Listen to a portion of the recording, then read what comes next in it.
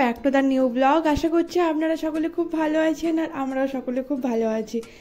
আজকে চলে এসেছি আর একটা নতুন ভিডিও নিয়ে। আজকে মা বাড়িতে রান্না করছে মোচার ডালনা। আর এই মোচাটা আমাদের হচ্ছে বাগান থেকেই আনা হয়েছে।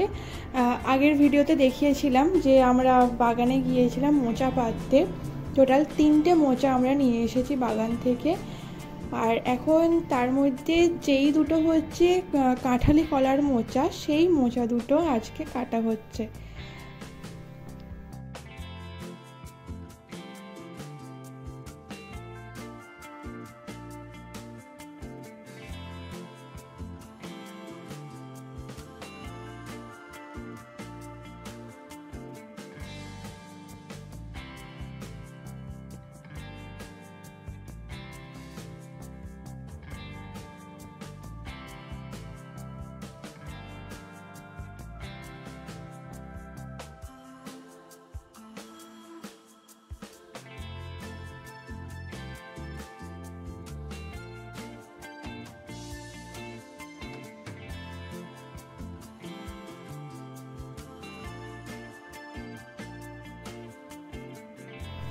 এই মোচার ফুলের মধ্যে সরু সরু কাঠির মতো একটা অংশ থাকে, সেইগুলো হচ্ছে কেটে বাদ দিতে হয়, না হলে নাকি তেতো হয় খেতে।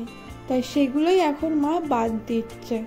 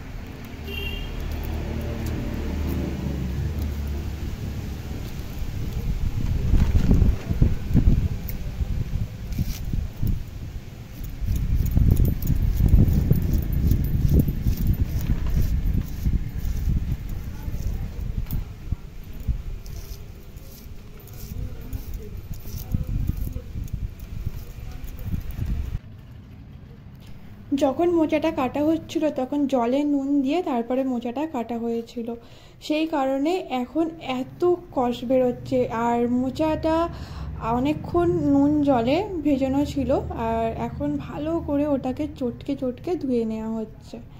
একদম মানে কালো একদম একটা জল বেরিয়েছে, আপনারা দেখতেই পাচ্ছেন সেটা।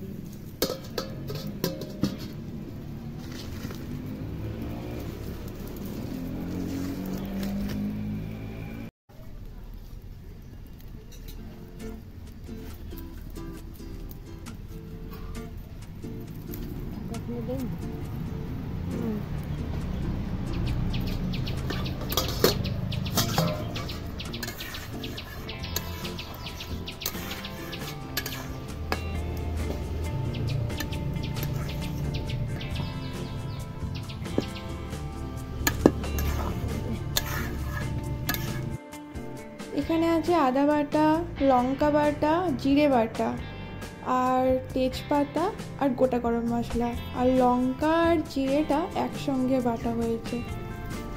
এই কটাই এখানে মশলা হিসেবে ব্যবহার করা হবে। আর এটা কিন্তু সম্পূর্ণ নিরামিষ রান্না।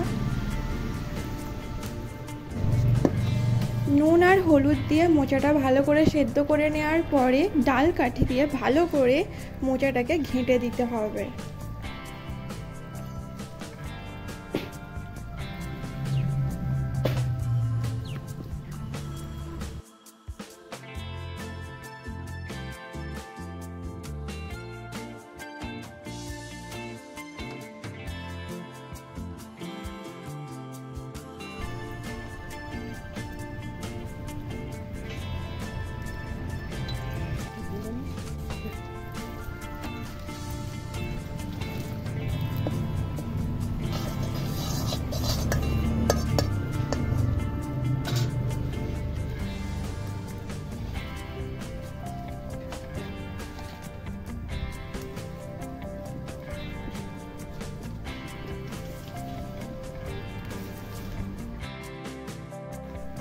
কড়াইতে সর্ষের তেল দিয়ে তাতে তেজপাতা দিলাম একটা, আর দেয়া হলো জিরে। এইবারে বাটা মশলাগুলো এতে দিয়ে ভালো করে কষিয়ে নিতে হবে।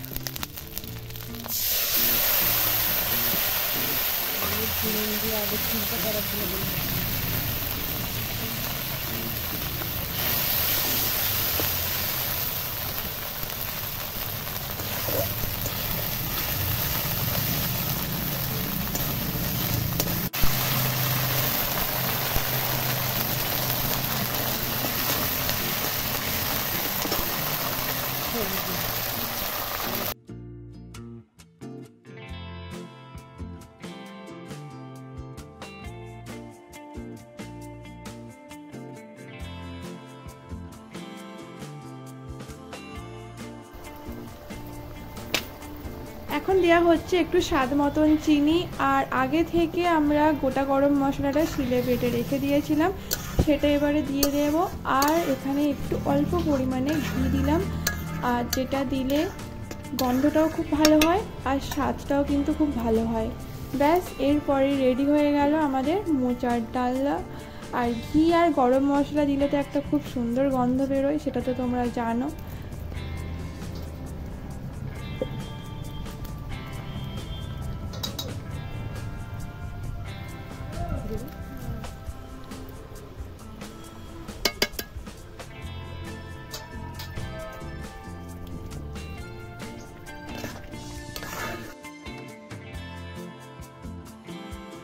আজ ভিডিওটা এই পর্যন্ত। তোমাদের সঙ্গে দেখা হবে পরের ভিডিওতে।